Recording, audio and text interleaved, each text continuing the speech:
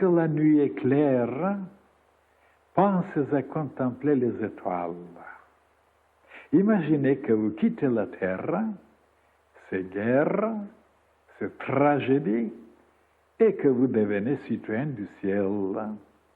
Méditez sur la beauté des étoiles et la grandeur des êtres qui les habitent.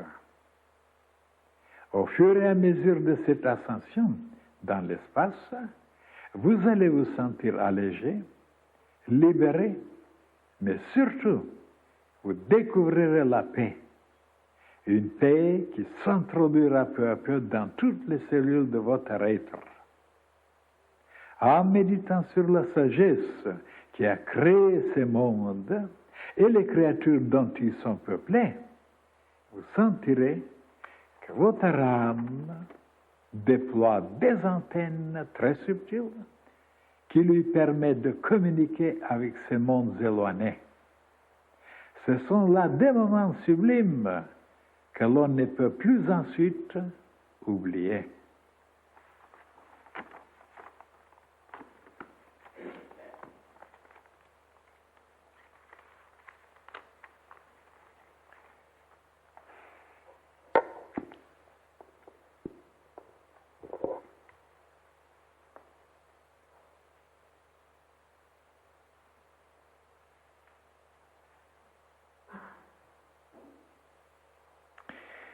Si vous pouvez vous souvenir, mes chers frères et sœurs, et dans le passé, j'ai touché cette question. Parce que moi, j'ai vérifié ça plusieurs fois. Je vous ai raconté que quand on était à Rila, une montagne en Bulgarie, avec le sommet Moussala, alors j'aimais aller sur les hauteurs et dormir pendant la nuit, au lieu de rester en bas, dans le camp, comme tout le monde, avec des tentes. J'ai choisi ce qui était le plus haut. Et alors, je regardais les étoiles, couchées comme ça, étendues sur le dos. Et j'ai appris beaucoup de choses. Même je vous ai expliqué aussi qu'on ne peut pas empêcher la guerre, on ne peut pas enlever, supprimer la guerre. La guerre existera toujours tant que Mars existe. Et comme il existera longtemps, la guerre existera toujours. Seulement, ce qui est possible, c'est d'échanger la façon de guerroyer. Et c'est là que j'ai appris qu'il y avait une guerre fantastique parmi les étoiles. Seulement, au lieu de s'envoyer des charapnels, des bombes, des explosifs, il envoyait des rayons, de la lumière, plein d'amour. Et alors, il se combattait comme ça, avec amour. Il s'est foudroyé avec amour, avec la lumière. Donc, il faisait la guerre entre eux. Et moi, j'ai appris par les étoiles comment les imiter.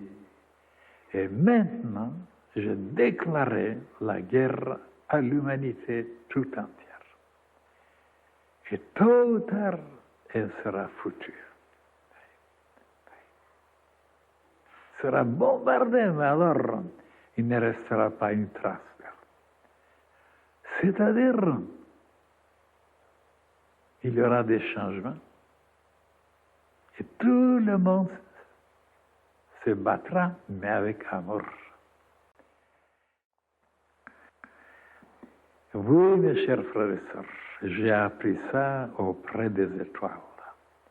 Et quelquefois, Pendant la nuit, il tombait quelquefois un peu de la neige, un petit peu, on était couvert un peu de la neige, mais sans faire rien, on était embirlificoté tellement bien dans des draps, ça veut dire dans des couvertures, qu'on était heureux d'être sous la neige. Et ce que j'ai constaté aussi, ce n'était pas seulement la guerre que les étoiles se faisaient, mais il y avait quelque chose aussi que je sentis dans mon plexus solaire, c'était la paix.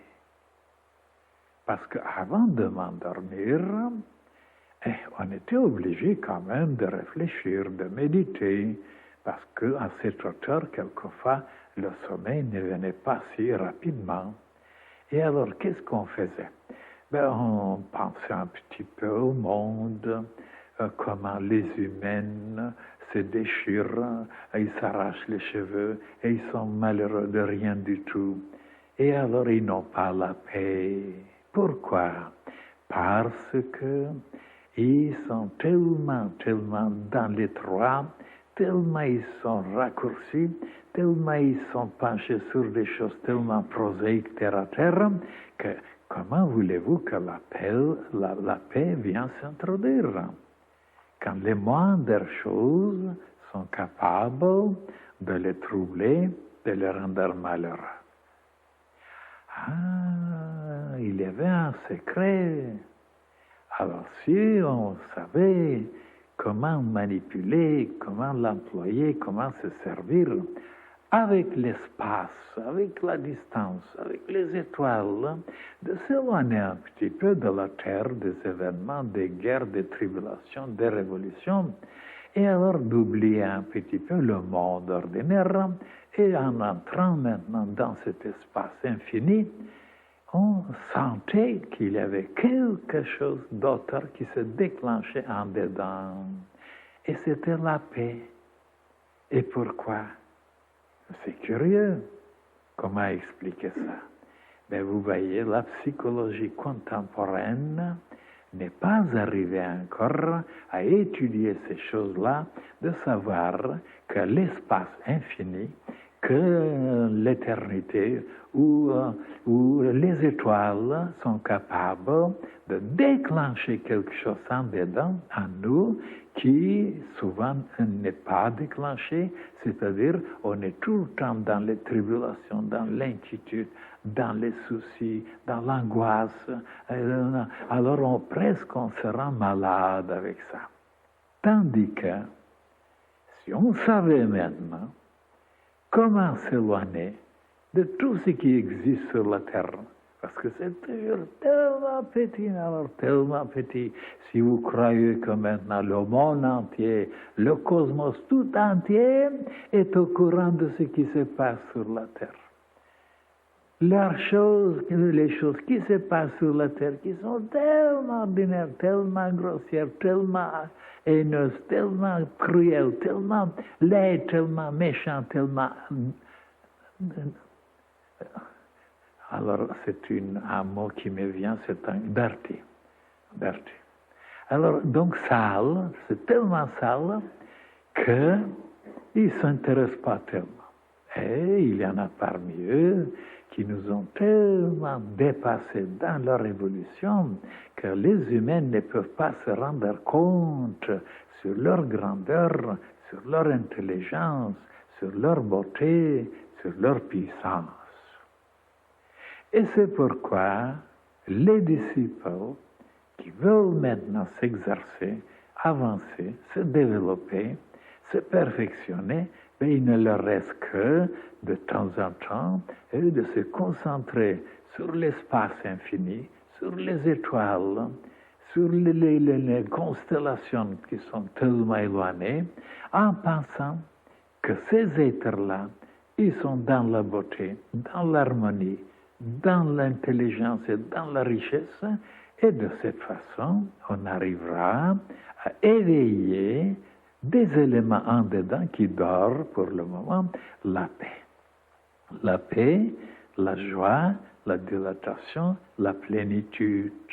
Et moi, j'ai vérifié tout ça. Alors, si vous exercez ça, vous verrez qu'il y a d'autres choses qui se déclenchent en dedans et vous trouverez la paix.